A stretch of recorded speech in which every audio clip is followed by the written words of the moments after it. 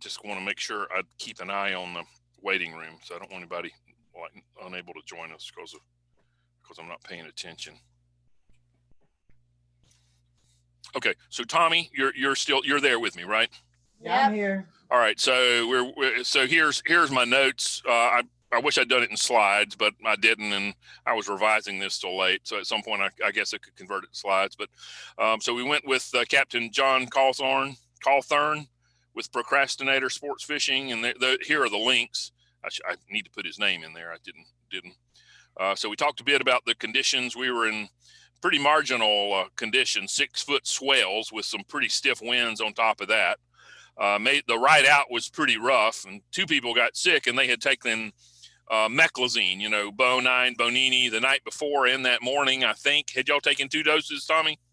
Yeah, I started the night before, and Yep. then took more that morning, and then I took one right when we got on the boat as well. And I know Carlos got sick on the way out, and you got sick after fighting your first fish. And then we distributed the ginger capsules. So I don't know, but I should have took them capsules earlier, because I felt within 15 minutes I was better. Like there was the Mythbusters actually had an episode where they compared meclizine with, I forget what the chemical, the real name is for Dramamine, but I would say just in general, don't take Dramamine for the first time when you go fishing. You better take it before. It makes me feel awful. I will not take real Dramamine. So I take meclizine. It is, I think, an antihistamine. If you take too much of it, it really gives me a bad dry mouth. So I normally just take, sometimes, I'm one of those, I think if a little does you good, a lot will do you better. So I took 2, and then the dry mouth I got that day was just terrible. So basically I take the ground ginger capsules, and the moment something doesn't feel right, I start taking 2 or 3. If I take too many of the ginger, it's very effective, but it'll give you indigestion. You start burping up ginger, and that's no fun. But typically it makes you, it will, I don't know what it does, but it's pretty effective with nausea. So rain gear was pretty important, not because it was raining, but because we were getting wet. And mine were just sucky. Mine were terrible. I used these, what I thought were nice frog, not the entry level, but some nicer frog dogs. And I was just pretty much soaking wet.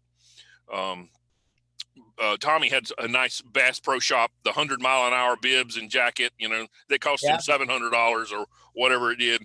But he stayed dry as a bone. Yeah, I got wet. Even with that wave hit me in the back completely, I was dry all day.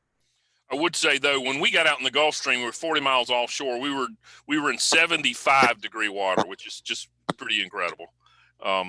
And the water was, warmer than the air, which was pretty cool. Where'd it go? Dad. Is that it? Mm-hmm. But the other thing I learned, Jeff, from kayak fishing is that I had nothing cotton on, no blue jeans, no cotton T-shirt. So even though I was wet, and the conditions weren't that cold. So although on the way back we had a nor'easter moving in, and we dropped 10 degrees, 15 degrees. Oh yeah, it was very chilly on the way back. So the trip back was pretty chilly, and I started cramping. The cold weather triggered my cramping. And I wasn't wet, so I don't know how really cold you guys could be. I don't know, but well, and we weren't doing 100 miles an hour, so you were okay, So This boat contender, Joel? What's that? Is that a contender? It's a sea craft, a 33-foot sea craft or a 31-foot sea craft. They don't make them anymore. Okay. He said Johnny Morris bought them out. And put them out of business. It's got this big, like, what do they call it? A big coffin. That's a fish box. Actually, he told me that was a commercial fishing boat, and that's where they put tuna, them big tunas or whatever in there. So at one point we were all in the bow, a bunch of us, where we had the big coffin hatch open, getting our gear, and we took a wave over the bow and just filled it full of water. It drained out, but just soaked our gear. So, and one of the things I wanted in rough water, I just want to make this point that I know it, but I don't always appreciate it. I mean, you just can't casually access your gear in conditions like that. So I didn't have sunscreen on, I didn't have a pair of the sunglasses I wanted, and there was just, I just couldn't get access to it. I mean, it was just, you could barely tie a knot, or open a split ring, much less, do some of these other things. I don't know the solution to it. One was be not to go out in those conditions. And the other thing is have what gear, make sure you got your important gear on, own your body somewhere, have your sunscreen on and all that. I mean, it's stuff we all probably know, but you forget until you go out under really bad circumstances. I have like a little backpack thing. Here's that ginger root. It's like what you just get it at Walmart. Oh yeah, I've seen it. I need to get that. Yeah, Dad. And a lot of people will take ginger ale. Just be aware that ginger ale, most commercial ginger ale has no ginger in it. So read the label. Footwear. I wore ginger ale. I wore Crocs. And Crocs were a bad choice that day. Skydiving. Tommy's Grunden's deck boats. They have those real non-marking boat gripping soles. That's what you needed. Because I mean that especially the closer you were to the bow of the boat, man, you needed to be like tied down to the boat. Because I want to say the other guy that was with us, oh man, he had tennis shoes on and was very slippery. Yeah. No tennis shoes. He regretted it. Yeah. No tennis shoes. I'm going to stop sharing just a moment because I want to go back and make sure nobody's in the waiting room. I'll bring it right back. Yeah, I was kind of expecting more people, but that's fine. We got a good crowd, so we'll just keep going. I just don't want, I'm moving a little fast so we can have plenty of time for discussion to come back to any of this. So Tommy's a rod builder and he may want to take over here. So, but I just want to talk about jigging rods. They're a specialized kind of rod. They have what's called a parabolic bend, which typically means they bend evenly from butt to tip. And then you decide what kind of action you want. Like I've got I got a couple of heavies and a medium heavy, and they're all rated for certain lure weights. So for a 300 gram jig, you need to make sure your rod's rated for that. Because if you use a jig that's too big or actually too small, it can cause complications. On a conventional rod, if I have to get another one, I want to make sure it's a spiral wrap. It just handles better. And when you're jigging with a conventional, it's very easy to get the line wrapped around the top of it on a conventional, what do you call the conventional rod that's not the spiral wrap? If you get that thing wrapped around the tip and you get a fish on, it could be, you could just cut your rod tip off quickly. You got anything? And then, so I'll talk a minute on my rods, and then Tommy built his own. So I'm cheap, but I try to buy the best, that I can get for my money. I've got $100 Star rod, aerial jigging rod, which just performs wonderfully for $100. And a Kuma Cedrus, also a great rod for $100. But if you're just getting started, you can't go wrong with an $80 ugly stick jigging rod. They're just wonderful. They're a little heavy. So one of the things is you want them as light as possible because jigging is a very strenuous technique. I call it a slack line technique. If you've ever worked a Zara spook topwater, or I'm getting a lot of noise, or if you've ever worked a gotcha plug off a pier, where you reel jerk, and you get the lure hunting back and forth. With a vertical jig, you're just doing it vertically rather than horizontally. But it's real hard on your wrist and your shoulder. And I've got shoulder issues. So I notice my technique typically is a little different than Tommy's. So you have to sort of come up with a technique that you can sustain given your body and your, arthritis or whatever. But man, when they hit, it's a lot of fun. So, so Tommy has built two rods, both that that were in use that day. Tommy, you want to talk a little bit about your rods? Well, yeah. So I started like Joel did. I started out with an ugly stick with just a little Penn Fierce 2 5000 on it. And then I stepped up and built a rain shadow that's a 5'3", 300 gram. It's not really any graphite. It's a fiberglass rod. So that's why it's got so much parabolic bend. But the last one that I just built that did really well, and I fished with it most of the time, was this Hana. It's a Hanta rod. It's a Moto 54. So it's got a carbon fiber wrap around it. It's graphite.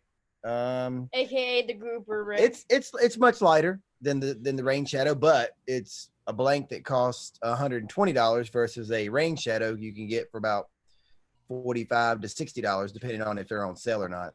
The Hanta rods are the ones, they're always at the fishing expo, like picking up like cinder blocks or something. They just almost bend over double without breaking. They're really impressive. I don't know how good you can see. I'm using the camera on my laptop, but this is the Hansa here. I don't know if anybody can see any of it. No, they cannot, Dad. Are you able to see We can see it. We can't see any detail, unfortunately. Yeah, but I did a split grip on it to make it as light as I could. But it did well. I was very pleased. I don't remember a lot about my trip, being that I was sick, but it was all I could do to fight the rail. But yeah, I enjoy them. I use titanium guides on them. I never have to worry about any kind of corrosion. I use Alps because they're affordable. Fuji titaniums are outrageous. I mean, they're just expensive. You could spend $70 on one guide. Yeah. Wow. Wow, that's incredible. These here range anywhere between, I think I'm paying like 15 to about $7 for these when I catch them on sale. So I usually try to buy a bunch of them I buy enough to build like 2 or 3 at a time. So I have enough to build a few more. I will say that Tommy is an exceptional rod builder. The first rod that he built, he was actually not ashamed to show anybody. If that tells you something about his rod building skills. So normally your first rod, it looks like maybe functional, but it looks like crap. But his look beautiful. Yeah, I've enjoyed it because, like I said, these rods, I would not be able to buy them if I was to go to a store to buy the quality of what they would be. Yeah. So I've enjoyed that. I mean, we'd be looking at like $500 or something like that, or they'd probably be about $350 and up from there. I guess probably this Hannah one could go for $400 and so probably close to $450. I would bet. I don't know how you gauge it. It's kind of weird how they do pricing because when I've seen people who do building, like we had that guy come to the club, he does them for $50. He must really love it. Oh, on top of his materials, right? Yeah. Yeah. But his labor, basically $50. $50. That's I can't build a rod for $50. Everybody I've looked into, it's usually about $100 plus materials. So, and these are really high quality materials. Fuji reel seats. I use a lot of wind grip products because they're just grippy. I like that feeling of it. Yeah.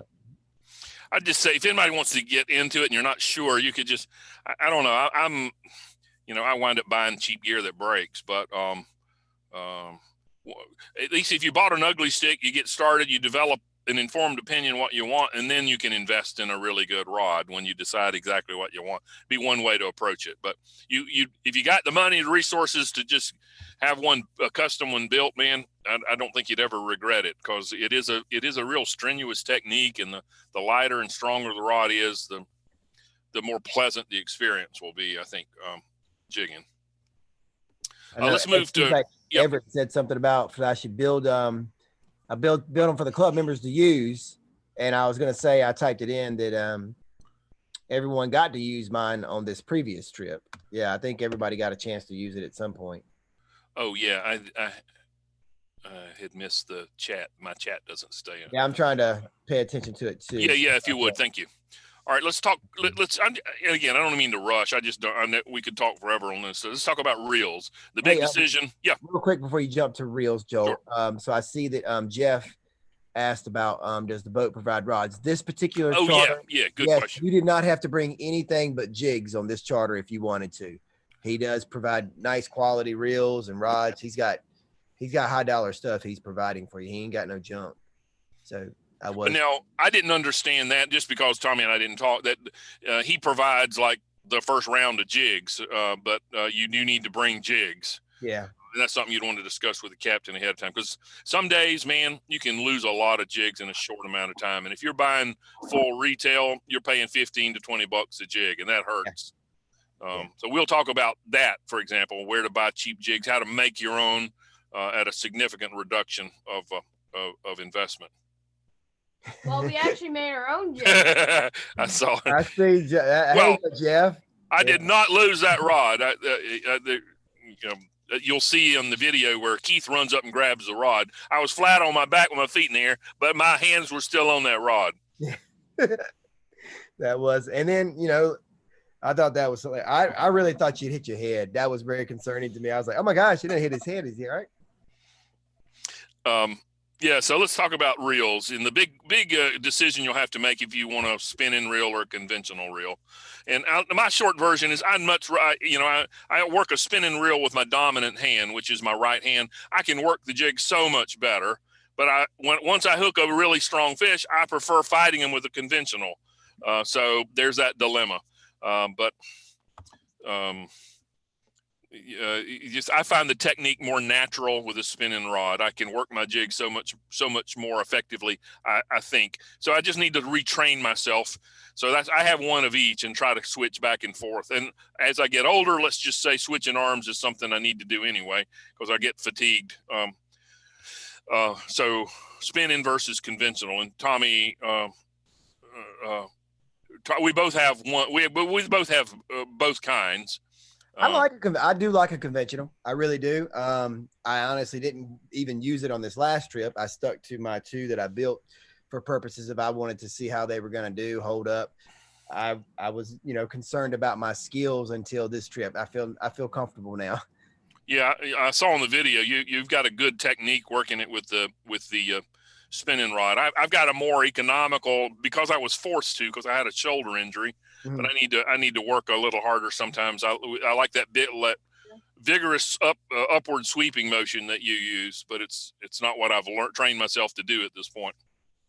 Mine's a tighter kind of jig. You can see some on the video. Yeah, I was doing the tighter ones when we first dropped, and it just seemed that I started when the bite slowed down. I began to do that vigorous. Right. That's right, and that's an important point too. And it started hooking up at that point. Yeah. It's fishing, so you have to try different stuff. When we first got there and dropped, they just seemed to be hungry and indiscriminate. It didn't matter. You could probably just dropped it and reeled it straight, and they would have hit it. But I even tried that a few times. They did seem to get picky later in the day, and the bite. It seemed like we had to work harder to get bites, and that's sort of what Tommy is addressing. They started changing his technique a little bit. So the reels have to be really good quality to hold up to the pressure. I mean, you're fighting big, strong fish under a heavy drag. So, and this is based partly on Tommy and I've done a lot of headboat fishing off Carolina Princess in Captain Stacy. And, we're catching jacks typically no more than 20. Every now and then you'll get one bigger. And of course you could potentially always hook a really big one, but 20 pounds of drag on the reel is fine. But when you look at the video, you'll notice, like on the first fish I caught, I've got the drag on my conventional Seagate Daiwa reel almost locked all the way down and a quarter turn off. And at times the fish is pulling out line at will. And so the other tricky thing is there's no industry-wide standard for like measuring drag. So, we just sort of take the rating with a grain of salt, because sometimes the ratings just aren't really accurate. And some reels, like the Pin Battle, is rated for. I'm just getting a lot of splattering noise. I'm muting everybody. I don't know where it's coming from. But after I caught several nice jacks on it, when I was taking it apart, the pinion gear just crumbled, because the pinion and the main gear take a lot of pressure. So if they're not really high quality metal under repeated sort of stress, apparently that pinion gear, unless it's stabilized some way or another, it's taking a lot of lateral torque when under a heavy drag, and it just couldn't hold up. It was an easy and cheap fix. What's that, Tommy? Oh, I was just going to no, finish up and then I'll say something. Well, and then I just had other friends who Pin Battles are a good choice for a lot of reasons, but I've had friends tell me under a heavy drag where they just broke teeth off the main gear when they're trying to reel in under a heavy drag. So another thing too is I know a lot of people are maybe thinking about there's people who use these really high dollar like Stellas that are like $1,000, $1,200 reels, which I'm sure there is. You got them, smoke them. Yeah, if you got them, you need it, you can afford it, then yes, you can't get any better than that. But I will attest to the Spheros and the Saragosas are really great choices for something that's actually heavy duty, but doesn't break the bank. I mean, you'll still spend $170 to $360 for a reel, but Shimano uses a different technology where they've got a lot more supports inside. The framing's made out of metal. That's where it counts, is the framing as well too. Then you don't have as much load on your pinion. Yeah. Tommy, I've been pleased with my Saltiste. It's pretty good. I do need Joel to take it apart and clean it right now though. Yeah, that Saltiste is the same thing as the BG. It has 2 or 3 corrosion resistant ball bearings in it. That's the big Right. selling point difference between those 2 reels. And my Daiwa Seagate is like a poor man's Saltus, except it's a graphite frame, which probably a charter captain wouldn't like. Under repeated stress, it might crack eventually, but it's serving me well so far.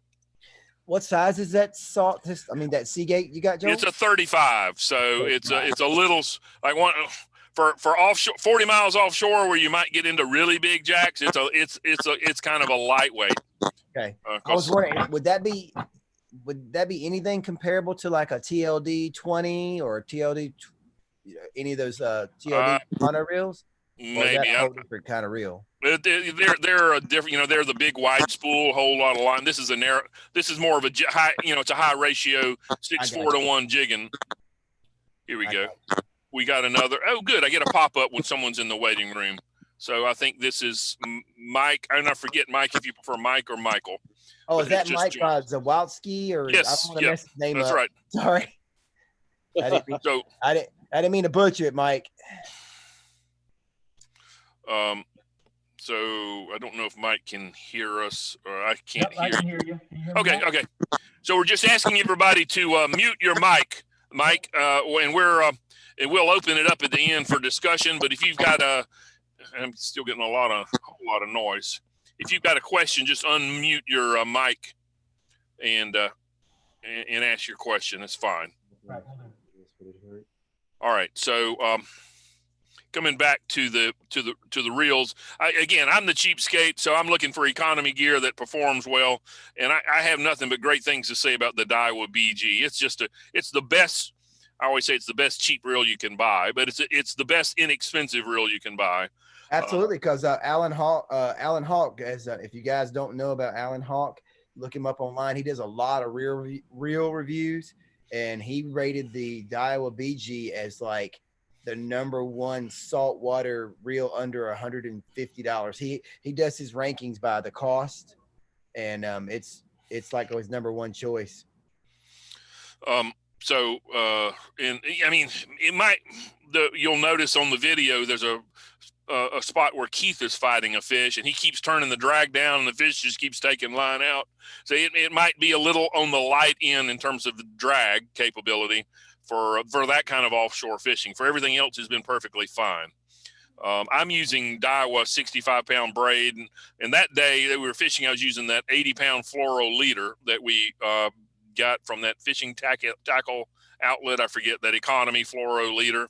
Yeah, I've got a spool of it I can show. Right, and it performed really well. I didn't have any outright cutoffs. I had one fish that drugged me through some junk, and it just scraped. It looked like somebody had run my leader through rubbed it with sandpaper, but it held. So I was pleased with that. I made some minor modifications to it, but the biggest thing about the BG is it's not a sealed reel, so you really have to be careful about any saltwater incursion. Tommy didn't lose, but had a nice BG get a lot of salt water on it just from being in a rod holder on a head boat, and didn't realize it had taken on so much spray, and it had some bad corrosion inside of it. So my principle about that is you clean the reel to the extent it's been exposed, and in some cases, it just means just a wipe down with warm water, soapy water, or wipe it down on a cloth with WD-40. But sometimes you got to tear it down. I tore mine down because we got so much spray, and all of them did well. But I learned from Butch Foster, Captain Butch. Basically, I open the reel up, take off all the factory grease, and I coat it good with blue pin grease, even coating parts of the metal, not just for lubrication, but for protection, and then coat the seams. If you put too much on it, it will slow the reel down, especially on a spinning reel. But there's a balance that you need the grease on it for protection as much for lubrication. So I don't want to spend more on that, but we can come back to any of that with questions. And my other reel was this Daiwa Seagate. It's a 35 class, 6-4 high ratio. The high ratio is good for working a jig because it lets you suck up line in a hurry and work that jig fast. But gives you less torque to fight the fish too. So a lot of people use 2-speed reels, and drop it into low speed to fight the fish. But anyway, this is a single speed, and it's rated at 19.8 pounds of drag, but I think that's kind of generous because even when that drag was turned off, the star drag was turned all the way down. The 30-pound AJs were just ripping off line like it was. It felt like in times it was like in free spool. On both our reels, we've also, I think all of these, we've added those Gomexus power knobs. I don't know if everybody is familiar with those, but yeah, they're pretty available either from eBay all the way to Amazon. And they got two, multiple ball bearings. They're free spinning. Anytime you're working a lure like really vigorously, like a gotcha plug or I love it when we're casting to Spanish and albacore with just casting jigs. Just the way I really like the technique. It enhances, makes it easy. It feels like to reel really quickly. And then Tommy's using a couple of Shimano and a Quantum. And you've done a lot of modification on the Spheros. Yeah, because I was cheap, like you said. I bought the Spheros and found out what made the Spheros different from a Saragossa.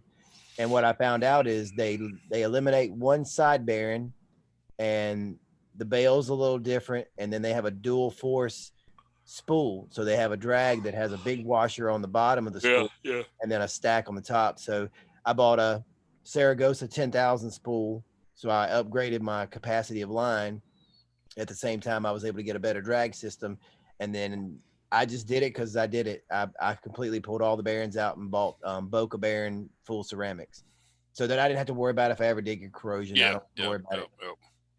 So, and then the Cabo, I didn't do anything other than take it out of the box. Yeah, I loved it. I really hate that leader broke on it, and I didn't get to use it no more that day because I was not going to be able to tie an FG knot. Yeah, that's right. So we're going to talk about knots in a minute. The FG knot is a wonderful knot, but tying it on a boat in those 6-foot swells and a bouncing boat, it was just, it would have been almost impossible. So just a quick note here about how you work it. Ideally, what you're doing, especially when you hook the fish close to the bottom, you can hook some really big, strong amberjack. And you don't know what's down there, but in some cases, there's a lot of structure, and you need to get them all. It's like catching a bass over up in a blowdown or something. You got to get them out of there, and you have a small window of time to do it. So you need a tight drag, and you do that pump, pull, try to get that fish out. And it's easier said than done, because when it's a big, strong fish and he realizes he's hooked, it's hard to do that. And he don't want to cooperate. So that's the technique. And you can see Tommy on the video doing that, where you can see him clearly sucking up line, pulling up, and he's doing it really quickly. So you're getting a lot of pressure on that fish. You're just basically trying to coerce him into cooperating with you and swim up in the water column rather than dig down into the rocks or structure or whatever, because you'll lose them in a heartbeat. Even with a heavy leader, they're going to cut it eventually. So let's talk about line just a moment. I told you I'm using Daiwa J braid multicolor. I think you're using the Daiwa boat braid, and is that right, Tommy? And then you had I've called them, and I've never really got a definitive answer on what's different between them. They're both 8-strand.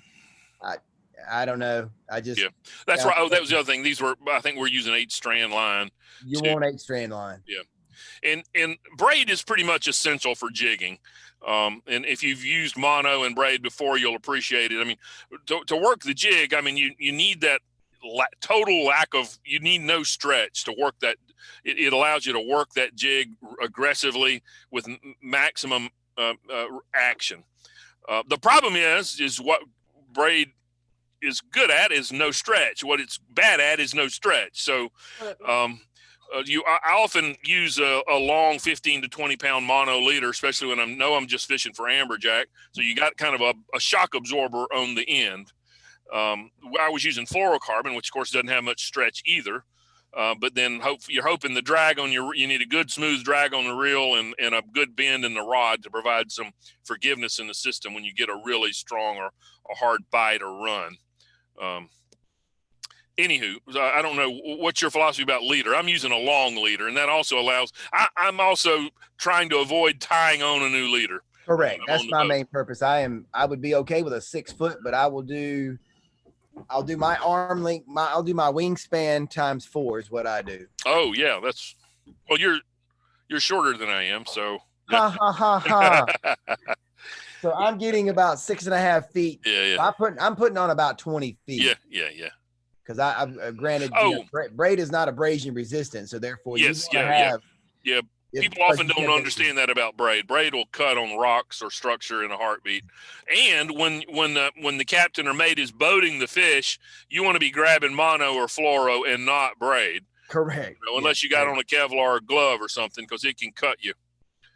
And I don't know. I don't have a strong opinion about fluoro versus mono. I like the fact that mono stretches.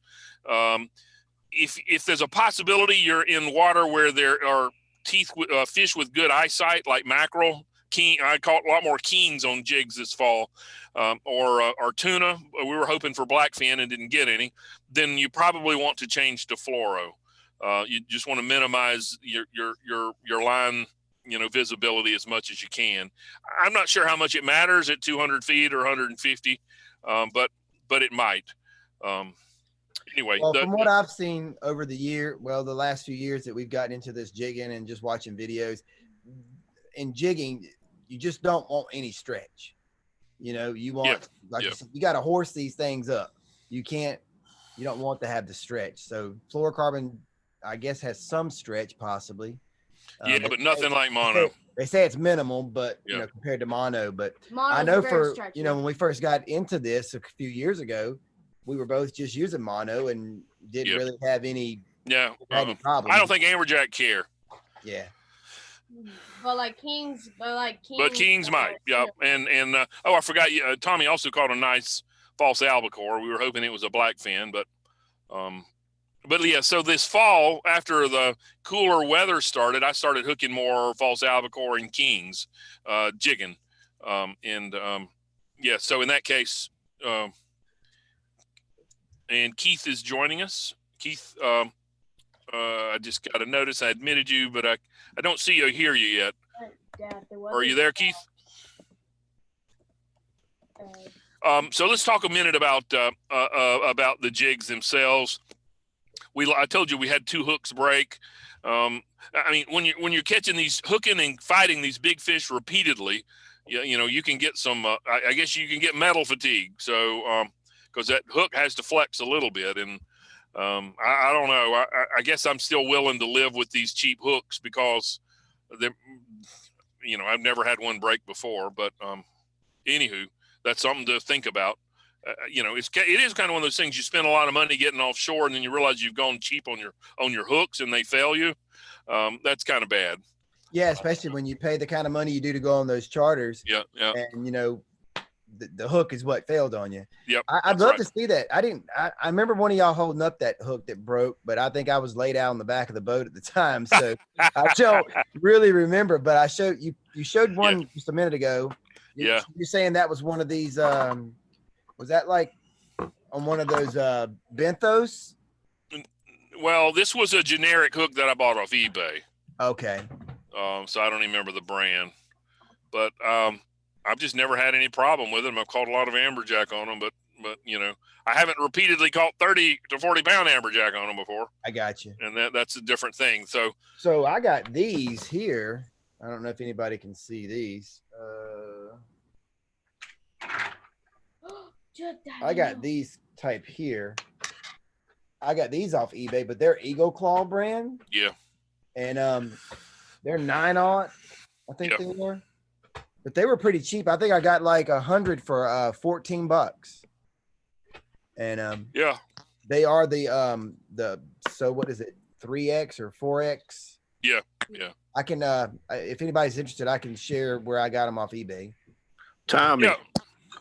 Yes. Tom, I've got probably about 200 or 300 in a sack of terminal tackle hooks that it take a Goliath grouper to break those things. I'm telling you, and all sizes. You guys can have some. Oh wow! We ought to look at them. Yeah. Yeah, they were actually given to us by Eric Brockman, one of Chad's buddies from down the coast, and he also some kind of tackle business. terminal tackle. I think that's his company. But anyway, yeah, they're nice hooks. Yeah, that would be, I mean, that'd be nice. Look, we could actually, you know, because I said on these charters, they don't really provide you with stuff. So if we ever, as a group of 5 or a group of whatever on a boat, we could make up a bunch of assist hooks out of some of them. Right. Don't use these though. I don't know if anybody can see these gold ones I've got. These yeah. The jigs are great. They often come on the cheap jigs or inexpensive jigs. Yep. They don't. Yeah. They I've taken them off of everything I They'll hold up to beeliners, but somebody Everett was talking about that dye with BG. You know, in some Tommy mentioned it's a big heavy reel. And I suppose if I were fishing off head boats and only off head boats, I might use a BG 5000 instead to get a smaller reel. Oh yeah, I definitely would have a BG or that 65 or bigger if you were going offshore like a jigging only trip though. Yeah, you're gonna need it. I really found out how much I was actually. I mean, I've never caught fish like we caught here on this trip, so I was very exerted. My first one. Yeah. Me. I mean, I was a wake up. I was like, holy smokes, this is crazy. Yeah. And it's, frustrating thing to me is I'd been going to the gym all year, you know, not to be healthy or live longer, but to be able to fight amberjack without experiencing a cardiac event. Hey, Joel, is Terry not muted? I think he's got a lot of noise. Yeah, I'm hearing a lot of noise. Yeah, there it goes. Sounds good now. I just didn't. Sorry about that. Yeah, I don't know why it's generating that splattering, crackling noise, but it sounds like a duck or something. I forgot what I was saying. But you were talking about the big reel, using a smaller reel. Yeah, I don't know. Oh, let's keep moving. I want to talk about knots. I mean, when I first, they say the best knot is the knot you can tie in a bouncing boat with breaking fish in front of you, which is sort of true and sort of not true, because that would, for me, it would be a uni to uni knot because I can tie that in my sleep. But you tie that on the 65-pound braid to an 80-pound leader, and your knot's like this big. So when it comes through the guide, it feels like you're breaking guides off, especially if you've got a fish on. So pretty quickly after listening to Tommy, I found out how to tie the FG knot. It seems like a complicated knot, and it is difficult to tie it's not difficult to tie when I'm sitting at home in my workroom. It's kind of hard in a bouncing boat, but it makes the smallest possible knot that I've been able to figure out, and so it comes through your guides easily. And then I'll find, I don't know, Tommy, you may have a favorite demonstration on how to tie the FG knot. It's like any other knot. It's a little difficult to start with, and then you just practice and you get better and better at it. But it's a great knot for jigging. Well, I've always been doing, I see Jeff just commented about 3 hands and 2 mouths. Well, yeah, I've been looking at some YouTube videos, and I'll try to give Joel a link because I'm not that tech savvy, but there is several. I think they're like in Asian countries or Malaysia or somewhere. But these guys are taking and they'll take their braid, they'll pull it all out, and then they double it up, and then they wrap it around their pinky, and then they come over their thumb, and then they spread their middle finger and thumb, and then they just take the fluorocarbon and they just do the method like that. And it looks like that would be easy on a boat if I can get that nailed down. I actually attempted it last night, but I guess I was going the wrong way at sometimes because I wasn't getting it quite right. So that's what I'm working on right now, is trying to work on being able to tie it in my hand versus in my mouth. Right now, yes, I'm using my mouth. Yeah, I'm using my mouth too, and then it's kind of tough to do. Now, the other thing is how you finish the knot, because basically, I think the textbook way is just a series of half hitches, which is fine. But I find over time those half hitches can work loose. One thing is to put a drop of super glue on it, but the other thing I do if I've got time, I've learned how to tie this risotto knot. Yeah, nice knot. Just secure it. And then I still super glue it. But anyway, so that's an important knot for jigging, I think, because you really need to minimize the size of that knot coming through, especially with a long leader, because you can't avoid bringing it through your guides. just a quick note on the solid ring. You actually tie. It's something when they start off don't quite understand. You actually, if you've got one, you can illustrate a jig, Tommy. I've got a FG here. I just started on. Oh yeah. Anybody Hold your hand behind it, maybe to. Well, I would also, if you've got a jig, I want to show people the. Everett must have had to leave because he just came back on.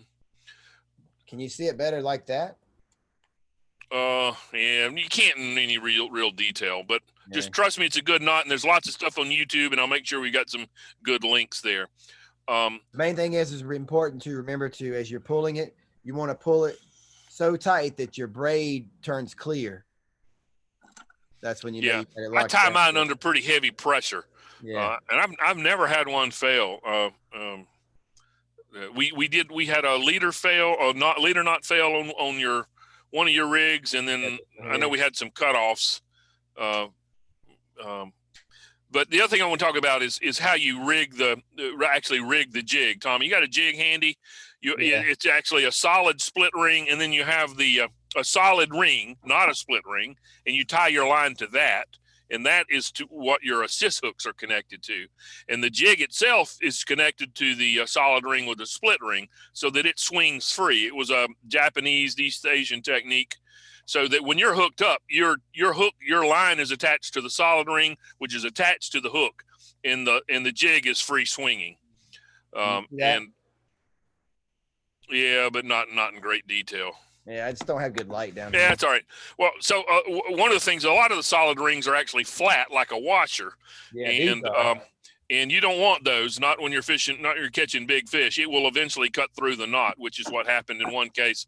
I think Chad lost a good fish that way, where it was a flat ring, and over time it just cut through the knot. And I've got an illustration here of some good Tsunami 500-pound solid rings. We also use 300-pound jigs, 300-gram jigs, which I wasn't ready for. Thankfully, Chad and Tommy had 300-gram jigs.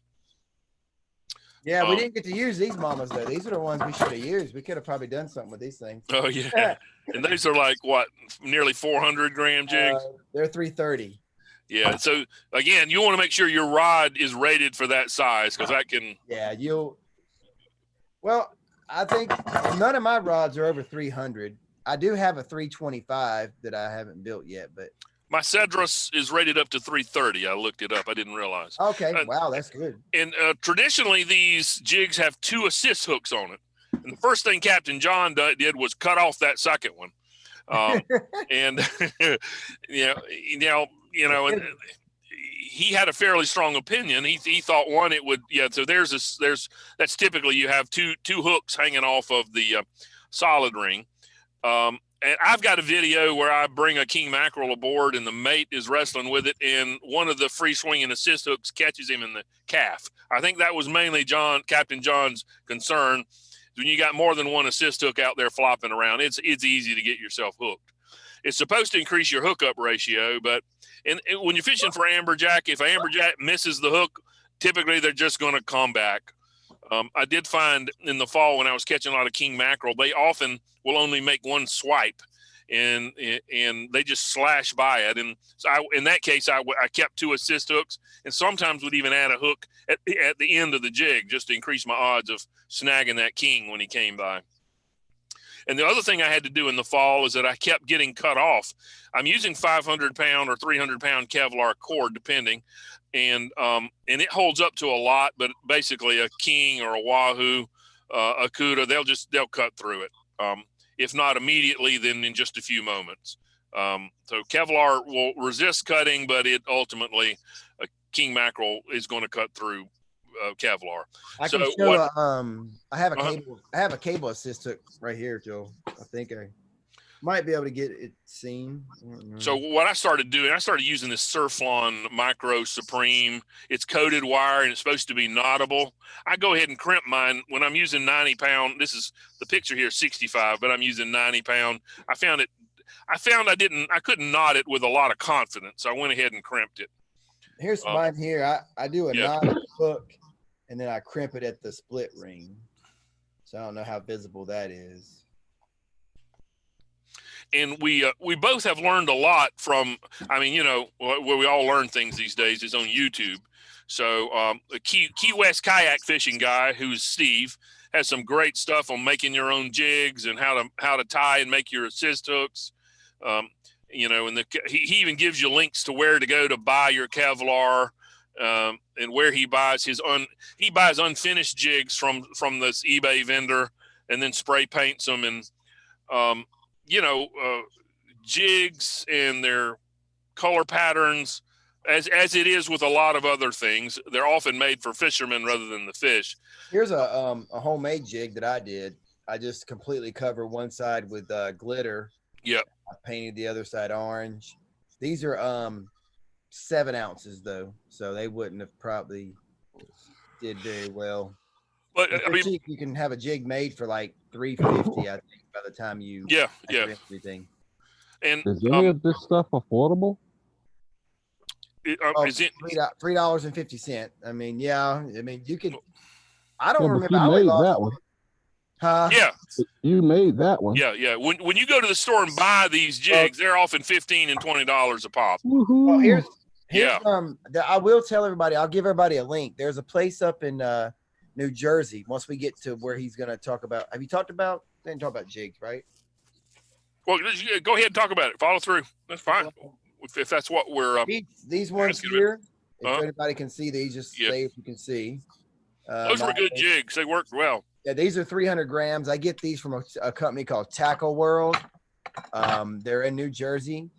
They have a lot of times. Right now, they've got some on sale right now. They're $3 a piece, already made. They don't come with anything on them, so you still got to make your assist hooks. But you can buy Kevlar cord for like, what is it, Joel? $12 a spool or $7 a spool? Yeah, it costs you a little bit, Everett, to sort of get your inventory of stuff, but then your actual cost per jig can, you can reduce your investment a lot. Yeah, I needed to, because when you and I first started, those 3 jigs I took with me, I mean, they were $20 a piece. Yep.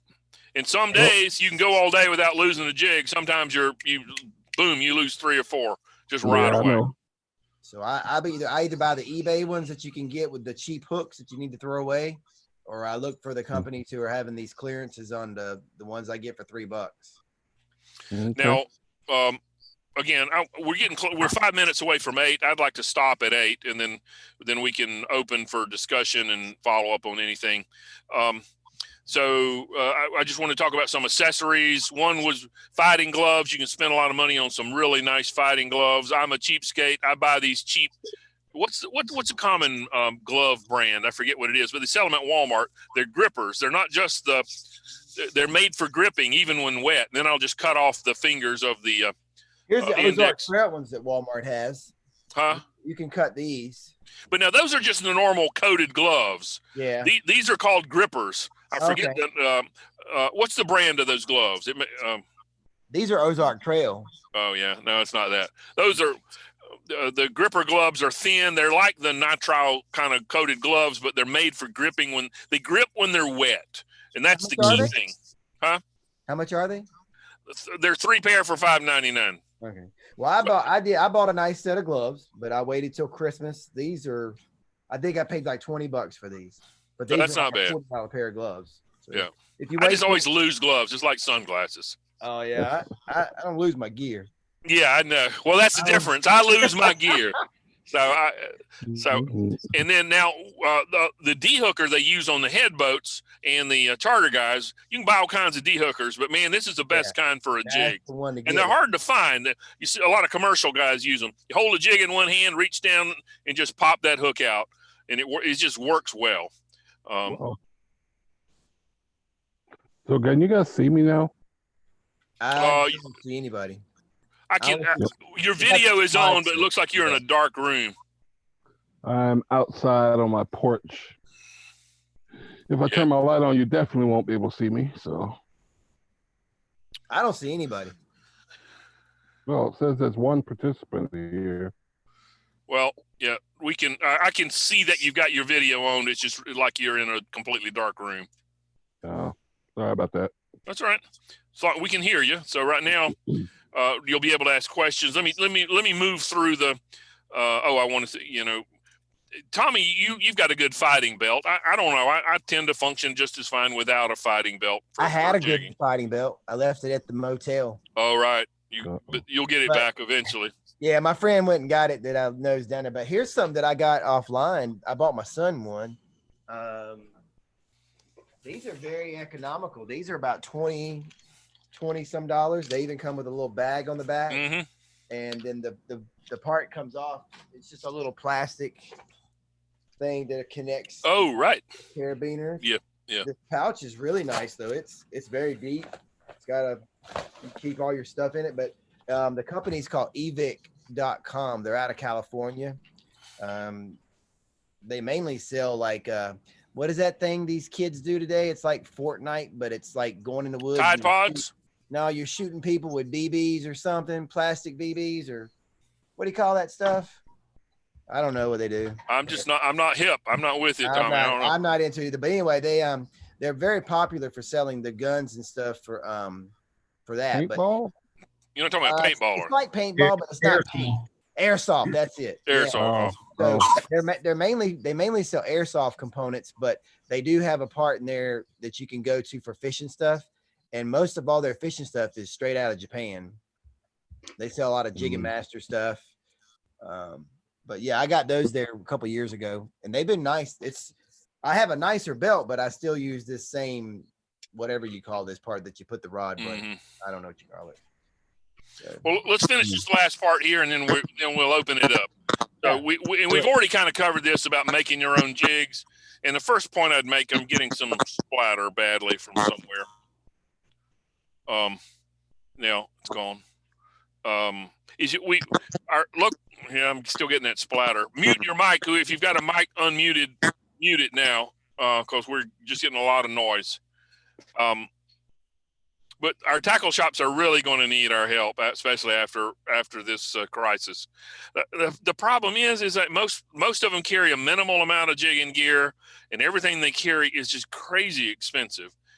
So I don't know about you, but some things I order and then I go out of my way to make sure I buy something else from my local tackle shops, because these jigs can be $15 and $20 a piece, and you can just make them and buy them unfinished, unrigged. It's so much cheaper. Anyway, so I just wanted to mention that, and we've just started a list of online sellers. The gypsy lures are available from this fishing tackle outlet for often like $5.99 a piece, and they're really decent jigs. Some are more, but and he used to sell them for, like, you could buy 6 for $35. I think he stopped with a gig bag. I think he stopped that. This eBay vendor is where we buy a lot of either unfinished jigs, the unpainted lead, or the finished, and you buy them. Yeah, Kevin JC1. Yeah, the only thing is he pretty much operates by bid, which I wish he had more just buy now kind of stuff. And it's a flat shipping rate, and you can anyway. So check out that vendor. If you're just getting started, you can save a lot of money there. I like this book here, Rudo's Guide to Modern Jigging, but this stuff's changing so fast. It's not that old of a book, and already so much of it is obsolete. But it's online is the best way to learn. And if maybe Tommy and I can add some good links to how to get started jigging, because there's a lot of YouTube videos, there's a lot of instructional videos, and then a lot of information websites about jigging, if you're interested. All right. Well, so I'm going to stop the share, and I'm going to unmute everybody. Unmute all. All right. So that's the presentation. Anybody, any follow-up questions? We've got some in the chat, but I think we've been addressing those as we go along.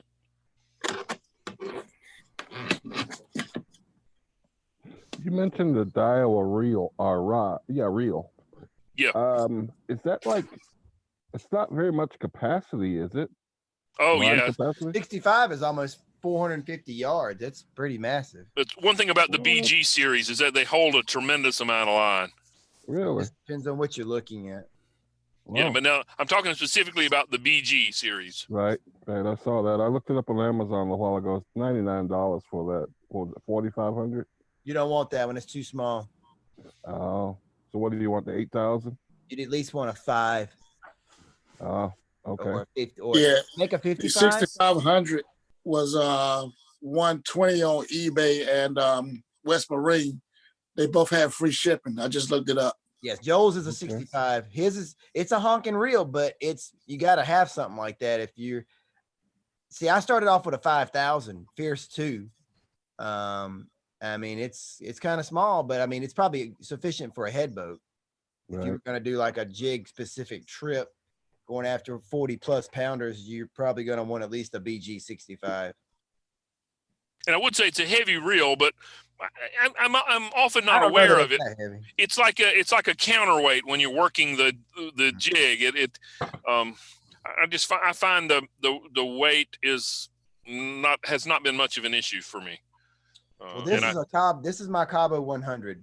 I don't know how big that looks compared to my hand to everybody. It's a big reel, but like he said, you kind of want something back here because you want the front to be light, the back can be heavy because it's up underneath your arm, so you don't have a problem there. Which one weighs the most, the Cabo or the Dow? I'm not sure about his dial. I don't have that. This Cabo weighs 32 ounces. Okay. Yeah, I don't know how much the 6,500 weighs. It's pretty heavy though. Yeah. The only reason I got the Cabo is, like I said, I'm a bargain hunter. So I found it on I found this one actually down at Moorhead. Remember that Sportsman's Wholesale we stop at, Joel? This is like a 300 and a high 300, and they had it in there for like 190. So I bought it there. But they don't make it anymore. They quit making this one, but I bought another one not too long ago. I bought a 120. And I haven't even used it yet, but I do have another one. So it costs a little bit more money to get set up with jigging than it does for bass fishing, but you can do it without doing too much financial damage, and until of course you get obsessed with it, and then you can spend about as much money on it as you want. Correct. Yeah.